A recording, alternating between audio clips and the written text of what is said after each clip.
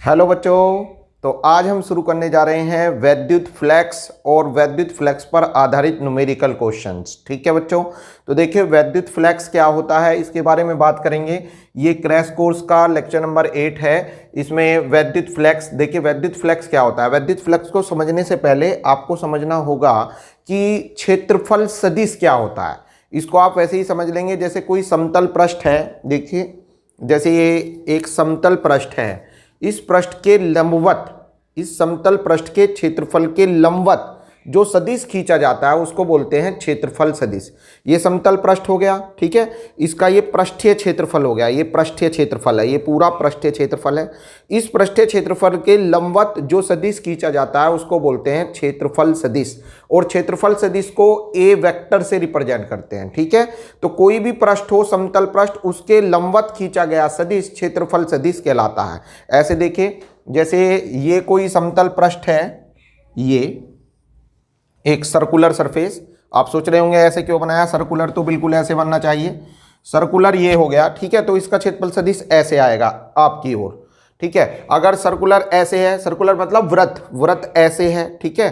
तो उसको जब बोर्ड पे बनाएंगे हम तो वो ऐसे बनेगा, है ना। सर्कुलर ऐसे है तो वो बोर्ड पर ऐसे बनेगा। अब ये इसका पृष्ठीय क्षेत्रफल हो गया ए, इसका क्षेत्रफल सदिश ये ए वेक्टर। तो क्षेत्रफल सदिश जो होता है वो होता है पृष्ठ के लंबवत बाहर की ओर। अब वैद्युत फ्लैक्स क्या होता है। वैद्युत फ्लैक्स होता है इस क्षेत्रफल सदिश से जितनी विद्युत बल रेखाएं गुजरती हैं, ठीक है। अगर ये क्षेत्रफल पृष्ठ है, ये कोई पृष्ठ है और ये विद्युत क्षेत्र में रख दें तो उस विद्युत क्षेत्र में रखने से इसमें जितनी विद्युत बल रेखाएं गुजरेंगी, ठीक है। विद्युत बल रेखाएं क्या होती है। विद्युत बल रेखाएं हम इससे पिछले पाठ में पढ़ा चुके हैं। एक पूरा लेक्चर हमारा विद्युत बल रेखाओं के ऊपर है, उसको आप पढ़ लें। विद्युत बल रेखाएं क्या होती हैं। विद्युत बल रेखाएं जो विद्युत क्षेत्र की दिशा को बताती हैं, ठीक है। तो जब हम इस समतल पृष्ठ को किसी विद्युत क्षेत्र में रख देंगे तो उस विद्युत क्षेत्र में रखने पर इस पृष्ठ से जितनी विद्युत बल रेखाओं की संख्या गुजरेगी उनकी कुल संख्या को विद्युत फ्लैक्स कहा जाता है, ठीक है। इलेक्ट्रिक फ्लैक्स कहते हैं। तो ये रहा वैद्युत फ्लैक्स। वैद्युत क्षेत्र में स्थित किसी काल्पनिक पृष्ठ से, अब ये काल्पनिक पृष्ठ में समतल पृष्ठ ये कैसा भी हो सकता है, वृत्तीय, घनाभ, है ना, आयताकार, वर्गाकार, किसी भी टाइप का जो है वो आपका समतल पृष्ठ होना चाहिए, कोई भी बंद पृष्ठ, ठीक है। तो वैद्युत क्षेत्र में स्थित किसी काल्पनिक पृष्ठ से अभिलंबवत गुजरने वाली कुल वैद्युत बल रेखाओं की संख्या। अभिलंबवत का मतलब ये होता है जैसे ये समतल पृष्ठ है, ठीक है। अब इसका क्षेत्रफल सदिश ऐसे आ गया आपकी ओर। अभिलंबवत मतलब जो बल रेखाएं हैं वे भी ऐसे हो गई, इसके अभिलंबवत टोटल, ठीक है। ऐसे सारी बल रेखाएं ऐसे गुजर रही हैं इसके अभिलंबवत, इस टाइप से। तो जितनी भी विद्युत बल रेखाएं इसके अभिलंबवत गुजरेंगी उनकी कुल संख्या विद्युत फ्लैक्स कहलाती है, ठीक है। जैसे आप एग्जाम्पल में लें, इसको जब हमने समतल पृष्ठ में रखा तो 1000 विद्युत बल रेखाएं इसके अभिलंबवत इसके अंदर से गुजर रही हैं, ऐसे 1000 रेखाएं निकल रही हैं। तो अर्थात इस पृष्ठ का वैद्युत फ्लैक्स 1000 हो गया। हमने कहा इस पृष्ठ से 5000 बल रेखाएं निकल रही हैं, तो अर्थात इसका विद्युत फ्लैक्स 5000 हो गया, ठीक है। तो विद्युत फ्लैक्स होता है जितनी भी टोटल विद्युत बल रेखाएं इसके अभिलंबवत गुजरती हैं उनकी संख्या विद्युत फ्लैक्स कहलाती है। इसको हम फाई ई से लिखते हैं, ठीक है। फाई लिख के और बेस में ई लिख दो। फाई माने फ्लैक्स, ई फॉर इलेक्ट्रिक वैद्युत फ्लैक्स। इसे फाई ई से प्रदर्शित करते हैं, ठीक है। इसको मैंने डायग्राम से समझाया। जैसे ये एक समतल पृष्ठ है, ठीक है। अब ये समतल पृष्ठ इस टाइप से होगा बच्चों, ध्यान से देखिए, ऐसे होगा ये। अब जब इसको आप बोर्ड पर बनाएंगे, ठीक है, वैसे तो ऐसे है ये, लेकिन जब इसको बोर्ड पर बनाएंगे तो बोर्ड पर ये वाला फलक तो इसका बन सकता है, ये वाला जो रेखा है ये तो आप सीधी खींच सकते हैं ऐसे। लेकिन ये जो है ये तो हवा में आ रही है, तो इसको जब बोर्ड पे खींचना हो तो इसका इमेज खींचा जाता है, मतलब प्रतिबिंब खींचा जाता है। तो इसका प्रतिबिंब कुछ हमने इस टाइप से निर्मित किया, ठीक है। ये समतल पृष्ठ ये यहाँ पर ये बना दिया। देखिए एक बार फिर कैसे किया है हमने। ये एक समतल पृष्ठ था, ठीक है। अब दूसरा पृष्ठ इसका ऐसे आ रहा है हवा में, ये ऐसे, ये समतल पृष्ठ ऐसे रखा है, ठीक है। तो जो हवा में आ रहा है उसको ऐसे कर देते हैं हम, ये हो गया, ये एक समतल पृष्ठ हो गया। अब इस पृष्ठ से जितनी टोटल विद्युत बल रेखाएं गुजरेंगी, ये आई विद्युत बल रेखाएं, ये आई विद्युत बल रेखाएं, ये जितनी विद्युत बल रेखाएं गुजरेंगी उनकी कुल संख्या, विद्युत बल रेखाओं की संख्या क्या कहलाती है बच्चों? जितनी भी बल रेखाएं गुजरेंगी उनकी संख्या विद्युत फ्लक्स कहलाती है। इसे फाई ई से प्रदर्शित करते हैं। ठीक है, अब इसका फॉर्मूला क्या हो जाएगा? अब देखिए ये समतल पृष्ठ जो है इसका पृष्ठीय क्षेत्रफल सपोज कीजिए ए है। समतल पृष्ठ का ये जो समतल पृष्ठ है इसका क्षेत्रफल ए है, ये ए इसका क्षेत्रफल हो गया। तो जो क्षेत्रफल सदिश होगा वो कैसे आएगा? पृष्ठ के लंबवत बाहर की ओर। तो पृष्ठ के लंबवत बाहर की ओर ये हो गया क्षेत्रफल सदिश। ठीक है, अब जो टोटल विद्युत बल रेखाएं गुजर रही हैं, सपोज कीजिए उनसे जो विद्युत बल रेखाओं से टोटल वैद्युत क्षेत्र सदिश ई वेक्टर उत्पन्न हुआ, तो वैद्युत फ्लक्स जो हो जाएगा फाई ई बराबर हो जाएगा इन दोनों का डॉट प्रोडक्ट कर दीजिए। डॉट मतलब अदिश गुणनफल कर दीजिए। अदिश क्यों कर रहे हैं? क्योंकि संख्या निकाल रहे हैं हम, संख्या। तो संख्या मतलब केवल परिमाण चाहिए हमें। ठीक है, तो परिमाण के लिए डॉट प्रोडक्ट कर देते हैं। अगर दिशा भी चाहिए तो क्रॉस करते। ठीक है, तो यहां पर ये समतल पृष्ठ है, इससे टोटल विद्युत बल रेखाएं ई वेक्टर द्वारा प्रदर्शित हैं और इस समतल पृष्ठ का क्षेत्रफल सदिश ए वेक्टर है। तो वैद्युत फ्लक्स हो जाएगा फाई ई बराबर E vector dot A vector. ठीक है बच्चों, अब देखिए जब डॉट प्रोडक्ट हटता है तो ए कोस थीटा, क्योंकि आपने 11th में पढ़ा होगा दो वेक्टरों के अदिश गुणनफल का फॉर्मूला होता है ए वेक्टर डॉट बी वेक्टर बराबर ए बी कोस थीटा। ठीक है, तो इसी को ध्यान में रखते हुए E vector dot A vector बराबर हो जाएगा ई ए कोस थीटा। अब थीटा के रिप्लेस हम यहां पर रख देंगे। यहां पर देखिए आप ई वेक्टर और ए वेक्टर के बीच का एंगल क्या है, आप देखेंगे दोनों एक ही डायरेक्शन में है। फिर ध्यान दीजिए, समतल पृष्ठ है, क्षेत्रफल सदिश ऐसे हो गया, ये क्षेत्रफल सदिश। ठीक है, वैद्युत बल रेखाएं भी ऐसे हो गई, तो अर्थात इनके बीच का एंगल 0 डिग्री हो गया। इसीलिए हमने अभिलंबवत लिखा है परिभाषा में, वैद्युत क्षेत्र में स्थित किसी काल्पनिक पृष्ठ से अभिलंबवत गुजरने वाली बल रेखाओं की संख्या। तो अभिलंबवत वर्ड इसीलिए लिया गया है कि इस पृष्ठ के अभिलंबवत, ठीक है, जैसे मैं अब आपके सामने खड़ा हूं तो मैं आपके अभिलंबवत हूं। ठीक है, अभिलंबवत होता है पृष्ठ के बिल्कुल लंबवत, अभिलंबवत ऐसे है ना। तो इससे जितनी टोटल विद्युत बल रेखाएं क्षेत्रफल सदिश की दिशा में गुजरेंगी उनकी कुल माप वैद्युत फ्लक्स कहलाती है। ठीक है, तो चूंकि इन दोनों के बीच में ई वेक्टर और ए वेक्टर दोनों एक ही डायरेक्शन में है, अर्थात कोई एंगल नहीं है इनके बीच, तो जब हम इसमें डॉट प्रोडक्ट एप्लीकेबल करेंगे E vector dot A vector बराबर ई ए कोस थीटा। ठीक है, तो थीटा के रिप्लेस हम रखेंगे यहां पर 0 डिग्री। अब कोस 0 की वैल्यू होती है 1, तो यहां पर फाई ई बराबर आ जाएगा ई इंटू ए। ये आ गया बच्चों वैद्युत फ्लक्स, और इसकी यूनिट हो जाएगी, ई की यूनिट होती है वैद्युत क्षेत्र की न्यूटन पर कूलम और क्षेत्रफल की होती है मीटर स्क्वायर, तो यूनिट हो जाएगी न्यूटन मीटर स्क्वायर पर कूलम।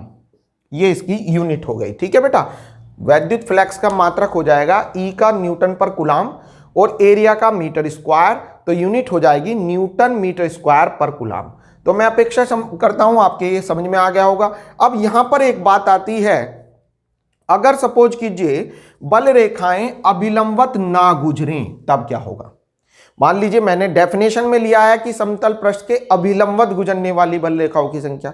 अगर मान लीजिए बल रेखाएं अभिलंबवत ना गुजर के ऐसे गुजरें, जैसे ये पृष्ठ है और बल रेखाएं ऐसे जा रही हैं तिरछी। ठीक है, यहां पर ये अभिलंबवत थी, बिल्कुल अभिलंबवत ना जाकर ऐसे जाएं। ठीक है, कुछ एंगल पर जाएं, तो क्या होगा बच्चों? कुछ अगर बल रेखाएं ऐसे गुजर रही हैं, ध्यान देंगे, सपोज कीजिए ये आपका समतल पृष्ठ है। ठीक है, ऐसे रखा है, तो इसको ऐसे बनाएंगे हम, ये हो गया। अब जो बल रेखाएं हैं वे इसके अभिलंबवत ना गुजर के ऐसे गुजर रही हैं, ध्यान से समझें, ऐसे, ये देखिए,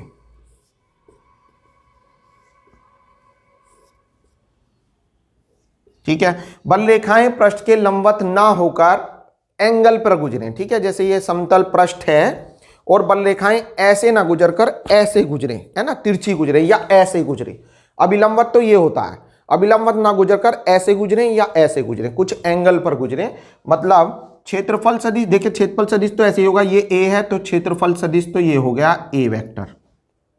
क्योंकि क्षेत्रफल सदिश के बारे में हम चर्चा कर चुके हैं, क्षेत्रफल सदिश पृष्ठ के अभिलंबवत बाहर की ओर होता है, तो क्षेत्रफल सदिश तो ये होगा।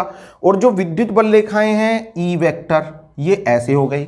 अब इन दोनों के बीच का एंगल देखेंगे आप, कितना है? थीटा।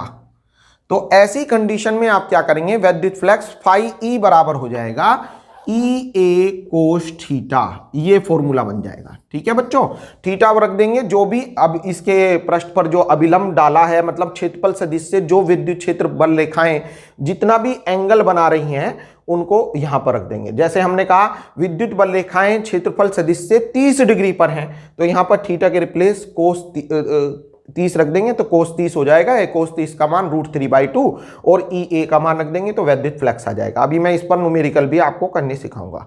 तो पहले आप बताइए, यहां तक बच्चों आपकी समझ में आ गया? तो ये दो बातें ध्यान रखनी है। अगर बल रेखाएं पृष्ठ के अभिलंबवत हैं तो वैद्युत फ्लक्स होगा फाई ई बराबर ई ए बस। ठीक है, ऐसे हैं अगर बल रेखाएं। अगर बल रेखाएं पृष्ठ के अभिलंबवत ना होकर कुछ एंगल पर हैं तो वैद्युत फ्लक्स होगा फाई ई बराबर ई ए कोस थीटा। ठीक है, तो यहां तक क्लियर हुई होगी बात। अब आगे देखते हैं बच्चों।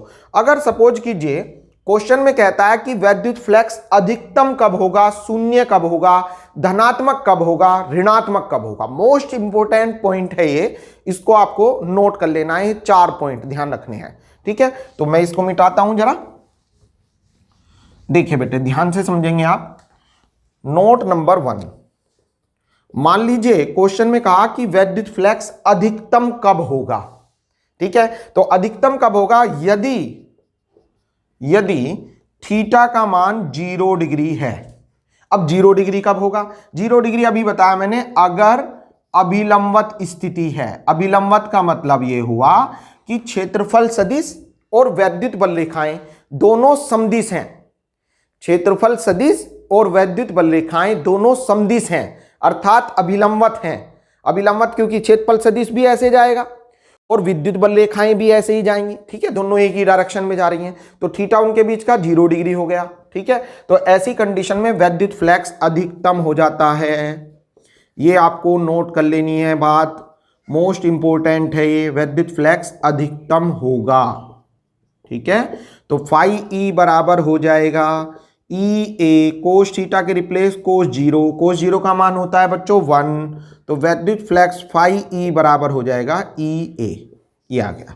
तो एक बात तो बेटा ये हो गई। अगला देखिए, नोट नंबर 1 था ये। नोट नंबर 2, क्वेश्चन में आता है कि वैद्युत फ्लक्स शून्य कब होता है। किसी समतल पृष्ठ से गुजरने वाला वैद्युत फ्लक्स शून्य कब होगा? तो कब होगा, यदि विद्युत बल रेखाएं क्षेत्रफल सदिश से 90 डिग्री पर हों। यदि विद्युत बल रेखाएं क्षेत्रफल सदिश से 90 डिग्री पर हो। ठीक है, या ये कह दो कि यदि समतल पृष्ठ, ध्यान दीजिएगा, यदि समतल पृष्ठ वैद्युत बल रेखाओं के समांतर है। यदि समतल पृष्ठ वैद्युत बल रेखाओं के समांतर है तो जो विद्युत फ्लक्स है वो शून्य होता है। ऐसा कैसे होगा, अब ध्यान से समझेंगे आप। बहुत मेन बात, अभी समतल पृष्ठ ऐसे रखा था, विद्युत बल रेखाएं ऐसे गुजर रही थी। ठीक है, अब मान लीजिए हमने कहा विद्युत बल रेखाएं तो ऐसे ही हैं, लेकिन समतल पृष्ठ ऐसे रखा है। ठीक है, ध्यान देंगे बेटे, समतल पृष्ठ ऐसे था, विद्युत बल रेखाएं ये गुजर रही थी। ठीक, तो उसके लिए कंडीशन ये आ गई।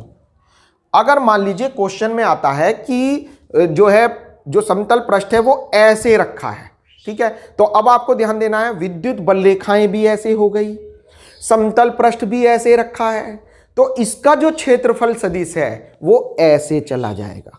क्षेत्रफल सदिश मतलब ए वेक्टर। ठीक है, बात समझ में आई? ए वेक्टर ऐसे हो जाएगा। अब बल रेखाएं तो ऐसे जा रही हैं, ए वेक्टर ऐसे है, अर्थात इनके बीच का एंगल हो जाएगा 90 डिग्री। तो बच्चों बात समझ में आ गई।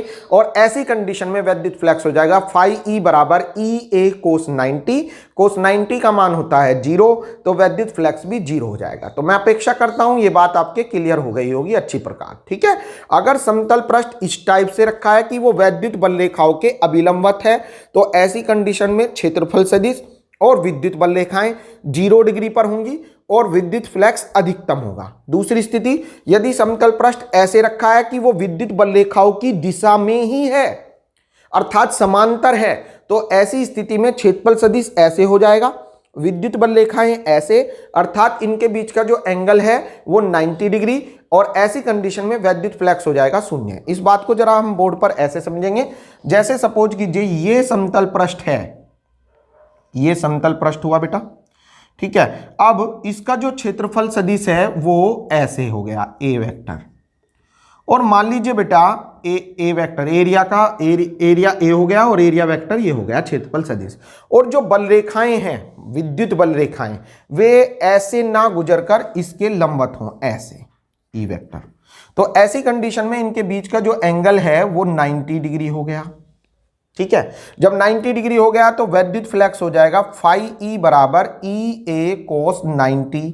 अब कोस 90 का मान होता है बेटा 0, तो वैद्युत फ्लक्स भी हो जाएगा 0। तो ये बात आपको नोट कर लेनी है। इसको क्या बोलेंगे, यदि समतल पृष्ठ वैद्युत बल रेखाओं के समदिश है तो ऐसी कंडीशन में क्षेत्रफल सदिश पृष्ठ के लंबवत होगा और वैद्युत बल रेखाएं क्षेत्रफल सदिश से लंबवत हो जाएंगी। ठीक है, इस बात को आप ऐसे समझेगा जो मैंने प्रैक्टिकली समझाई है ध्यान से। जैसे समतल पृष्ठ ये था तो बल रेखाएं ऐसे थी, वैद्युत बल रेखाएं भी ऐसे थी। ठीक है, और क्षेत्रफल सदिश भी ऐसे था, तो वैद्युत फ्लक्स जो था आपका मैक्सिमम था। अगर समतल पृष्ठ ऐसे है कि वो वैद्युत बल रेखाओं के समांतर है तो क्षेत्रफल सदिश ऐसे हो जाएगा। ठीक है, क्षेत्रफल सदिश ऐसे हो जाएगा। या इस चित्र को आप ऐसे भी समझ सकते हैं। देखिए, अगर मान लीजिए हम पृष्ठ को ऐसे रख लें, ये देखिए ऐसे बेटा, ये समतल पृष्ठ हो गया। ठीक है, इसको बना देते हैं जरा, यहां पर ये हो गया समतल पृष्ठ। ठीक है, ये समतल पृष्ठ हो गया ए। अब जो विद्युत बल रेखाएं हैं, ए हो गया ये समतल पृष्ठ ए। अब जो विद्युत बल रेखाएं हैं बेटा, विद्युत बल रेखाएं ऐसे गुजर रही हैं, ये विद्युत बल रेखाएं। तो जो इसका एरिया है, जो समतल पृष्ठ रखा है, एरिया ऐसे हो जाएगा, ये देखिए एरिया वेक्टर, क्षेत्रफल सदिश ऐसे हो जाएगा। ठीक है, इसको अब हम हवा में तो बना नहीं सकते, ऐसे बना दो, एरिया वेक्टर, ये ई वेक्टर, इनके बीच का जो एंगल है वो कितना है 90 डिग्री। ठीक है, विद्युत बल रेखाएं, एरिया वेक्टर, एंगल इनके बीच में 90, तो फाई ई बराबर ई है कोस 90, कोस 90 का मान 0, तो वैद्युत फ्लक्स भी 0 हो जाएगा। इस स्थिति को हम ऐसे लिखेंगे, यदि, नोट में लिख लेना बेटा इस बात को, बहुत इंपॉर्टेंट है ये, यदि समतल पृष्ठ वैद्युत बल रेखाओं के समांतर है तब वैद्युत फ्लक्स शून्य होता है, शून्य होता है। बहुत इंपॉर्टेंट क्वेश्चन था। मैं अपेक्षा करता हूं आपके दोनों बात ये समझ में आ गई होगी। अब देखिए, क्वेश्चन होता है कि विद्युत फ्लक्स कब धनात्मक होता है और कब ऋणात्मक होता है, तो इसके बारे में भी समझेंगे। जो विद्युत बल रेखाएं पृष्ठ से बाहर निकल रही हों उनकी माप धनात्मक विद्युत फ्लक्स को दर्शाती हैं, और जो विद्युत बल रेखाएं पृष्ठ के अंदर आ रही हों उनकी माप ऋणात्मक विद्युत फ्लक्स को दर्शाती हैं। फिर सुनिए मैंने क्या बताया, जो विद्युत बल रेखाएं पृष्ठ के से बाहर निकल रही हैं तो वे धनात्मक विद्युत फ्लक्स, और जो बल रेखाएं पृष्ठ के अंदर आ रही हैं वे ऋणात्मक विद्युत फ्लक्स। इसको आप कुछ इस प्रकार से समझ सकते हैं। देखिए, जैसे हमसे क्वेश्चन में कहा कि कोई समतल पृष्ठ है, ये एक समतल पृष्ठ हो गया, ये समतल पृष्ठ हो गया। अब इससे जो अंदर आई रेखाएं, ये कुल 4000 रेखाएं आई, और जो बाहर निकली बेटा ये 6000 निकली। ठीक है, या 2000 निकली, 2000 बाहर निकली है, 2000 रेखाएं बाहर निकली और 4000 रेखाएं अंदर आई। तो जितनी बल रेखाएं इसके अंदर आई, इनसाइड आ रही हैं, वे नेगेटिव विद्युत फ्लक्स को बताती हैं। तो अगर यहां पर देखें विद्युत फ्लक्स, तो फाई ई बराबर कितना है, माइनस के 4000 न्यूटन मीटर स्क्वायर पर कूलम। ठीक है बेटा, तो जो अंदर आ रही हैं वे माइनस में ली जाएंगी, और जो बाहर जा रही हैं, जैसे 2000 बल रेखाएं बाहर निकली, तो यहां पर विद्युत फ्लक्स हो जाएगा फाई ई बराबर 2000। ठीक है, प्लस लगा दो चाहे, न्यूटन मीटर स्क्वायर पर कूलम। तो मैं अपेक्षा करता हूं ये पॉइंट भी आपके क्लियर हो गया होगा। अब देखिए, विद्युत फ्लक्स कैसी राशि होती है।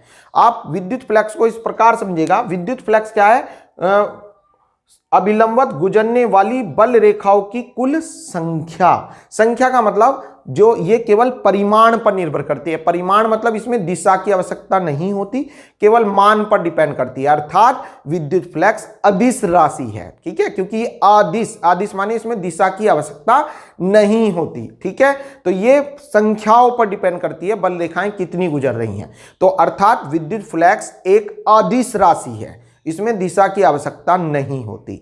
विद्युत फ्लक्स की विमा बहुत पूछी जाती है एग्जाम में, कई बार पूछी जा चुकी है, तो इसको निकालते हैं हम। ठीक है, विद्युत फ्लक्स की विमा क्या होती है इसके बारे में आप ध्यान देंगे। देखिए विद्युत फ्लक्स की विमा निकालने का तरीका आसान है। फाई ई का फॉर्मूला लगाइए, फाई ई बराबर ई ए।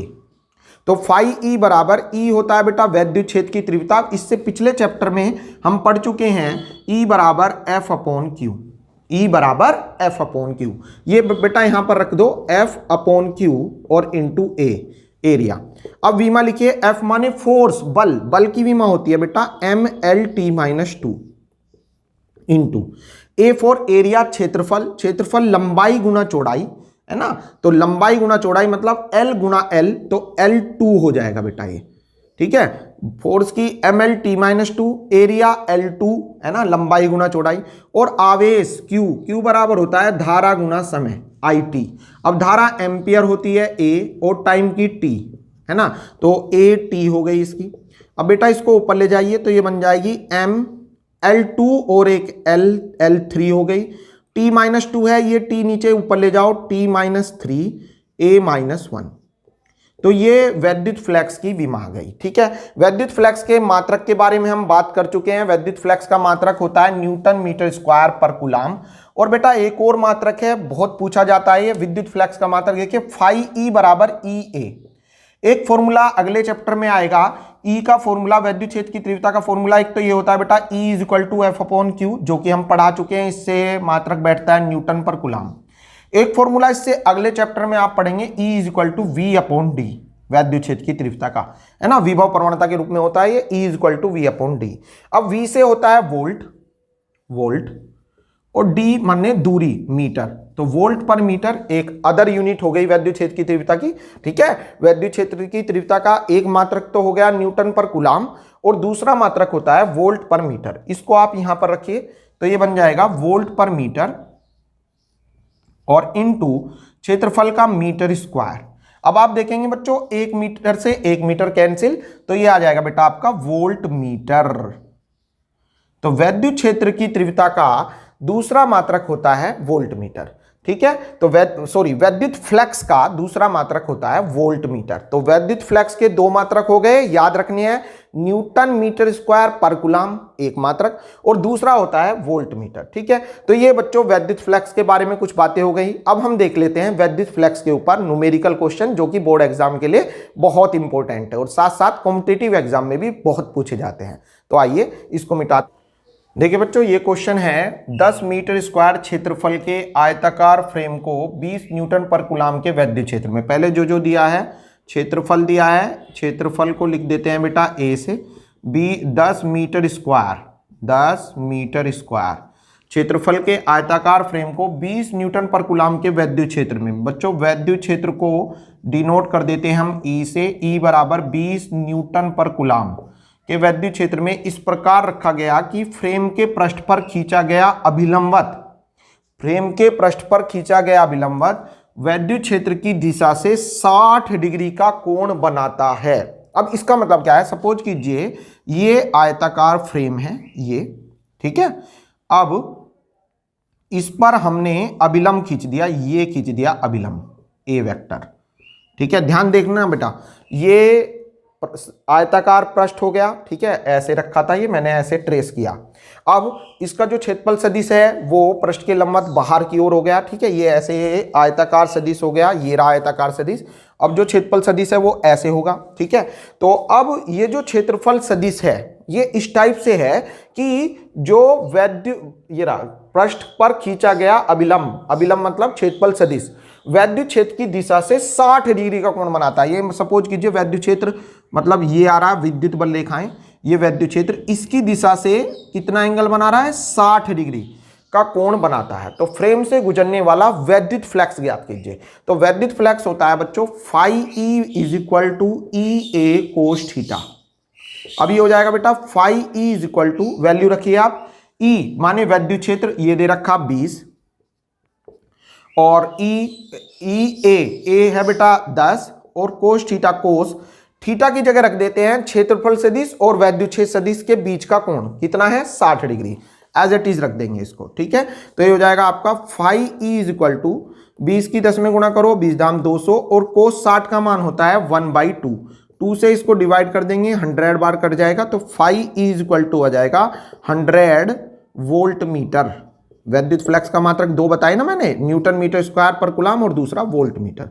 तो ये बेटा वैद्युत फ्लक्स आ गया, ठीक है। मैं अपेक्षा करता हूं ये क्वेश्चन आपके अच्छा समझ में आ गया होगा। अगला देखेंगे। देखिए बच्चों, ये क्वेश्चन है, ये यूपी 2017 में आया हुआ है, बहुत इंपॉर्टेंट क्वेश्चन है।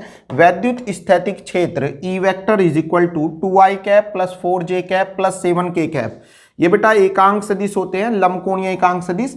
इनके बारे में मैं थोड़ा सा बता देता हूं। ये लंबकोणीय सदिश होते हैं एक्स वाई, और इनके परपेंडिकुलर होता है जेड, जो कि ऐसे बनाते हैं हम हवा में, लेकिन हवा में नहीं खींचेगा ये, तो जो इसको ऐसे खींच देंगे हम, है ऐसे पर खींच देंगे ऐसे। ये परस्पर लंबवत होते हैं एक्स वाई जेड, लंबकोणीय एकांक सदिश है ना, 3D मोशन में जो दर्शाए जाते हैं। अब x की दिशा में होता है i कैप, y की दिशा में हम j कैप, और z की दिशा को दर्शाते हैं k कैप से, है ना, लंबकोणीय एकांक सदिश।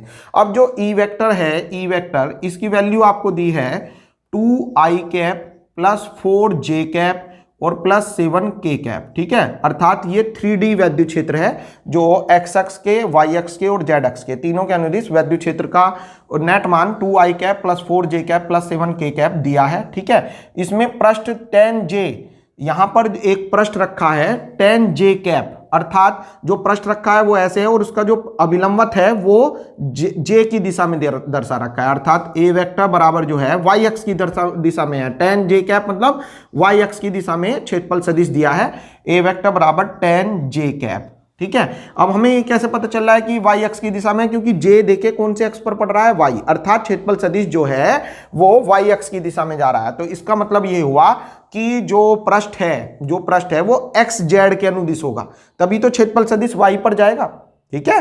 तो जो पृष्ठ है वो x z पर है, और जो उसका क्षेत्रफल सदिश है वो y पर जा रहा है, ठीक है। से कितना वैद्युत फ्लक्स बाहर आएगा, वैद्युत फ्लक्स फाई ई कैलकुलेट करना है कि कितना विद्युत फ्लक्स बाहर आएगा। तो इसके लिए वैद्युत फ्लक्स का फॉर्मूला लगाइए, फाई ई बराबर होता है E vector dot A vector, या ये हो जाएगा बच्चों फाई ई बराबर ई वेक्टर की वैल्यू रखिएगा 2i cap plus 4j cap plus 7k cap, ठीक है। ये ई वेक्टर हो गया, इसका डॉट कर दीजिए आप, dot product with A vector ये रहा बच्चों tan j कैप, ठीक है।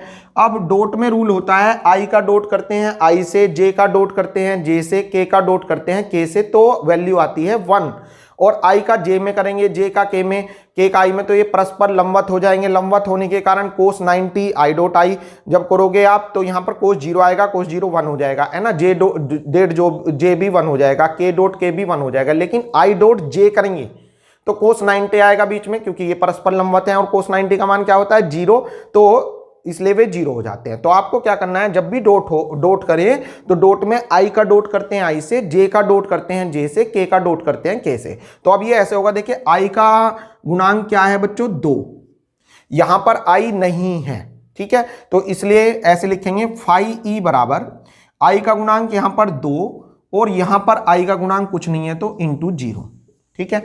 और i यहां पर i है ही नहीं, तो वो लिखो ही ना। फिर इसके बाद प्लस आया, j का गुणांक क्या है बच्चों 4, यहां पर देखिए ये रहा 4, j का गुणांक 4, और यहां j का गुणांक है 10, तो 4 गुना 10, और बेटा j डॉट j हो जाएगा 1। ऐसे ही प्लस k का गुणांक देखिए कितना है 7, और यहां पर k नहीं है अर्थात 0, तो 7 इंटू 0 0 हो जाएगा। ऐसे k का गुणांक यहां पर है 7 गुना, यहां पर k का गुणांक 0, तो ये 0, ठीक है। फिर देखिए i का गुणांक 2, यहां पर i का गुणांक 0, तो 2 गुना 0, प्लस j का गुणांक 4, यहां पर j का गुणांक 10, तो 4 गुना 10, प्लस k का गुणांक 7, यहां पर k का गुणांक 0 0, तो ये आ गया फाई ई बराबर, ये 0 हो जाएगा बेटा, ये भी 0 हो जाएगा बच्चों, 4 की 10 में 4 धाम 40 न्यूटन मीटर स्क्वायर पर कूलम, ये वैद्युत फ्लक्स आ गया, ठीक है। तो मैं अपेक्षा करता हूं ये क्वेश्चन भी आपके अच्छा समझ में आ गया होगा। अब नेक्स्ट क्वेश्चन देखिए बच्चों, ये क्वेश्चन है अब आपका, इसका सॉल्यूशन देखिए। एक अचालक बेलन एक समान वैद्युत क्षेत्र के भीतर है, ये बेटा वैद्युत क्षेत्र हो गया, ठीक है, वैद्युत क्षेत्र। अब इसमें कोई बेलन ये ऐसा हो गया, जैसे ये एक बेलन है, ठीक है। ये बेलन हम इसलिए कह रहे हैं क्योंकि इसमें देखो ये है इसका वक्र पृष्ठ और ये हैं इसके वृत्तीय पृष्ठ। बेलन में दो प्रकार के पृष्ठ होते हैं, दो प्रकार के पृष्ठ होते हैं, एक होता है वक्र पृष्ठ और दो होते हैं वृत्तीय पृष्ठ। अर्थात कुल मिलाकर तीन पृष्ठ होते हैं और दो प्रकार के वक्र और वृत्तीय, दो प्रकार के, और टोटल 1 2 3। तो बेलन में तीन पृष्ठ होते हैं और दो प्रकार के होते हैं। ऐसे इसको बेलन को हम यहां पर रख देते हैं वैद्युत क्षेत्र में, ये रखा, ठीक है, ये बेलन हो गया, ये रख दिया बेटा, ये बेलन, ठीक है। सपोज कीजिए मार्कर रख दिया है हमने, तो ये बेलन है। अब ये तो है इस मार्कर का वक्र पृष्ठ, मतलब ये वक्र पृष्ठ है, ठीक है। देखने में यहां पर दो लग रहे हैं पर है पूरा एक वक्र पृष्ठ, ये पूरा एक वक्र पृष्ठ, और ये इसके वृत्तीय पृष्ठ हैं, ठीक है। तो एक अचालक बेलन एक समान वैद्युत क्षेत्र में स्थित है, ये इस वैद्युत क्षेत्र के अंदर स्थित है। अब बेलन का अक्ष वैद्युत क्षेत्र के समांतर है। अक्ष मतलब इस पर डाला गया लंब, बेलन का अक्ष ऐसे होगा, ये अक्ष मतलब बेलन के जो वक्र पृष्ठ की दिशा में जो जाएगी ना रेखा, उसको बोलेंगे बेलन का अक्ष। ये जो बेलन का अक्ष है ये वैद्युत क्षेत्र के समांतर है, इसी दिशा में है। तो बेलन से गुजरने वाला वैद्युत फ्लक्स ज्ञात कीजिए। अब हमें इसका वैद्युत फ्लक्स फाई ई निकालना है। तो वैद्युत फ्लक्स निकालने का तरीका ये होता है बेटा, अब आप देखेंगे बेलन में मैंने बताया कुल 3 पृष्ठ हैं और 2 प्रकार के हैं। एक तो है वक्र पृष्ठ, ये रहा, एक ये वृत्तीय पृष्ठ, एक ये वृत्तीय पृष्ठ। तो विद्युत फ्लक्स निकालने का तरीका होता है, एक तो आप अल्प क्षेत्रफल अवयव मान लेंगे यहां पर, एक अल्प क्षेत्रफल अवयव मान लेंगे यहां पर, एक अल्प क्षेत्रफल अवयव मान लेंगे यहां पर, ठीक है। 3 पृष्ठ हैं तो तीनों पर हमने अल्प क्षेत्रफल अवयव मान लिए। क्यों मान लिए?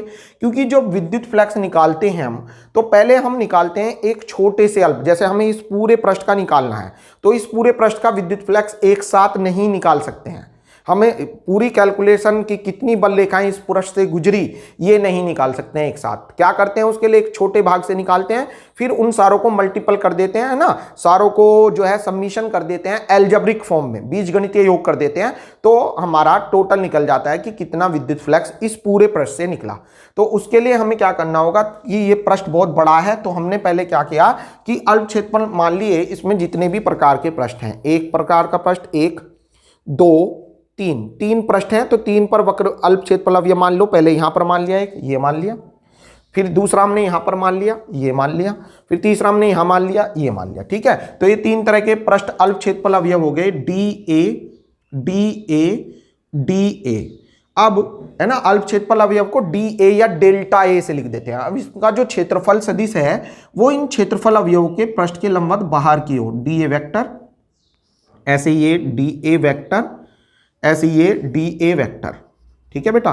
क्योंकि क्षेत्रफल सदिश के बारे में अभी बताया था, क्षेत्रफल सदिश होता है पृष्ठ के लंबवत बाहर की ओर। तो यहां पर क्षेत्रफल सदिश ऐसे हो जाएगा डी ए वेक्टर, यहां पर ऐसे हो जाएगा, यहां पर ऐसे हो जाएगा। विद्युत बल रेखाएं ऐसे ही गुजर रही हैं पूरे पृष्ठ से, अर्थात यहां पर अगर इस पृष्ठ के लिए देखें तो विद्युत बल रेखाएं अर्थात विद्युत क्षेत्र की तीव्रता क्षेत्रफल सदिश की दिशा में है, ई वेक्टर ऐसे हो गया। यहां पर अगर देखें तो विद्युत बल रेखा अर्थात विद्युत क्षेत्र की दिशा ई वेक्टर जो है वो क्षेत्रफल सदिश से परपेंडिकुलर है, 90 डिग्री पर है, ठीक है। यहां पर अगर देखें तो क्षेत्रफल सदिश तो इस टाइप से आ रहा है बेटा, और विद्युत क्षेत्र सदिश जो है ये डी ए हो गया, और इसका जो विद्युत क्षेत्र सदिश है ये ऐसे हो जाएगा ई वेक्टर। अर्थात यहां पर इन दोनों के बीच के कोण की अगर बात करें तो ये हो जाएगा 180 डिग्री, ठीक है। ई वेक्टर और डी ए वेक्टर, यहां पर अगर एंगल देखें तो कितना है 180 डिग्री, यहां पर देखें तो एंगल है 0 डिग्री, थीटा बराबर 0 डिग्री, और यहां पर अगर देखें तो यहां पर एंगल है 90 डिग्री। तो मैं अपेक्षा करता हूं ये आपके यहां तक बात समझ में आ गई होगी। ये एक अचालक बेलन है जो कि इस वैद्युत क्षेत्र में रखा है। अब हमें इस बेलन से निकलना वाला वैद्युत फ्लक्स की गणना करनी है, कितना होगा। तो मैंने बताया बेलन में 2 प्रकार के पृष्ठ होते हैं, 3 पृष्ठ होते हैं टोटल। तो हमें सारा कुल फ्लक्स निकालने के लिए एक साथ पूरी बल रेखाओं की संख्या निकाल नहीं सकते हैं, तो हमें पहले करना होगा इसको छोटे छोटे अवयवों में, अल्पांश पृष्ठीय क्षेत्रफल अवयवों में बांट लेंगे। हमने मान लिया कि इस पर जो ये वाला वृत्तीय पृष्ठ है, इस पर एक अल्प क्षेत्रफल अवयव DA है, ऐसे यहां पर भी DA है, ऐसे यहां पर भी DA है।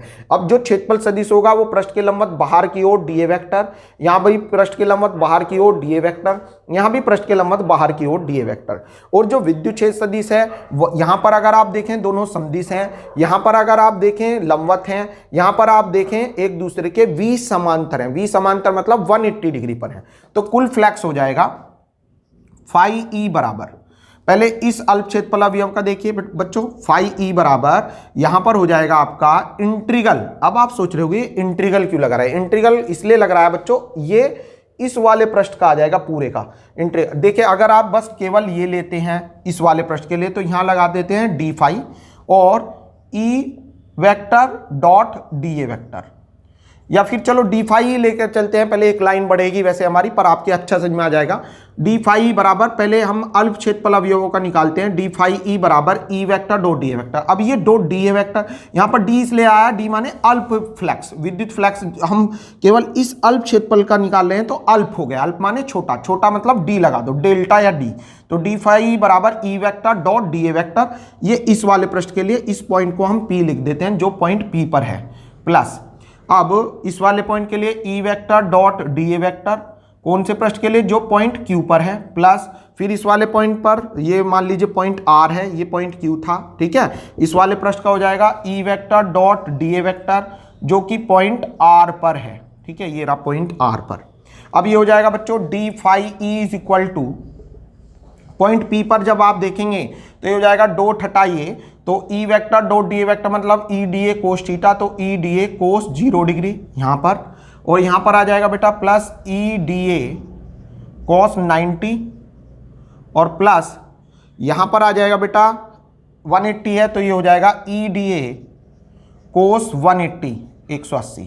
तो ये आ जाएगा बच्चों D phi E is equal to, मान रखिए कोस 0 का मान 1 तो ये हो जाएगा ई DA प्लस यहाँ पर ई DA कोस 90 का मान होता है 0 तो ये सारा हो जाएगा 0 प्लस यहाँ पर देखेंगे कोस 180 का मान -1 तो ये हो जाएगा माइनस के ई इंटू DA, ठीक है। अब इससे ये कैंसिल हो जाएगा तो डी फाई ई बराबर आ जाएगा 0, अर्थात इसका मतलब ये हुआ कि ये जितने भी अल्प क्षेत्रफल अवयव हैं इनसे कोई विद्युत फ्लैक्स नहीं गुजर रहा है। और सिंपल सी बात है कि जब इन अल्प क्षेत्रफल अवयवों से कोई फ्लैक्स नहीं गुजर रहा है तो पूरे पृष्ठ की अगर बात करें तो फाई ई बराबर भी 0 होगा, क्योंकि जब अल्प क्षेत्रफल अवयवों से कुछ नहीं निकल रहा है तो पूरे पृष्ठ क्षेत्रफल है उनसे भी कोई विद्युत फ्लैक्स बाहर नहीं निकलेगा। अर्थात इस अचालक बेलन से जो वैद्युत क्षेत्र में रखा है इससे कोई भी वैद्युत बल रेखा बाहर नहीं निकलेगी। तो मैं अपेक्षा करता हूं आपके ये क्वेश्चन भी अच्छा समझ में आ गया होगा, और आज जितने भी मैंने इस पर बेस्ड न्यूमेरिकल कराए हैं इन पर बेस्ड और क्वेश्चन भी आप अपनी बुक से करके देख लें, ठीक है। इससे आपके बोर्ड एग्जाम की तैयारी अच्छी हो जाएगी। तो आज के लिए इतना ही बहुत है। Thank you so much.